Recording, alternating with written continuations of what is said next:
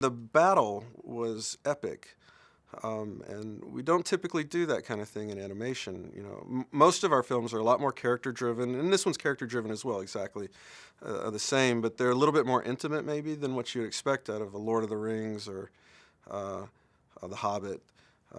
But this one had some really big battle sequences that I'd never done before, and they turned out really well, I think. They're pretty big. The flying sequence that had a ton of visual effect. There were two. The one where Hiccup and Toothless are flying together. Um, all the foreground clouds are done as volumetrics. So they're actually there, and Toothless and Hiccup can actually fly through them and around them, and they'll pass in and out of them. And in the background, we did a lot of matte painting to marry it. And those were extremely challenging sequences, again, because you had effects that had to be married with the CG of Hiccup and Toothless, and the matte paintings in the background and the water underneath. Cloud Jumper has a really cool way he breathes fire. It's almost a tornado. So as it comes out, it spins around. And there's a great shot in a flashback of it where he's actually trying to kill Stoic with it. And it's a really great shot. It's done with this amazing flashback effect, which is all kind of distorted. It looks like we shot it with like a really bad camera from the 20s or something. It's all distorted. There's this chromatic aberration on the lens. It feels incredibly dreamy.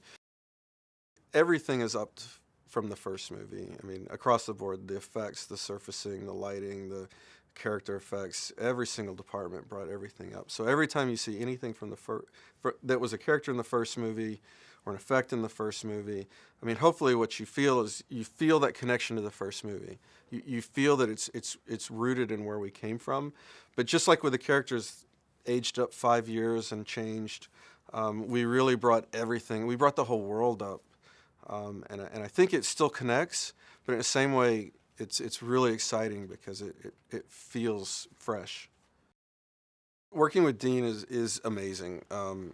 He's not just the director, but the writer, so he's an incredibly special relationship with the characters and the world, and he has such a strong vision for what that world should be.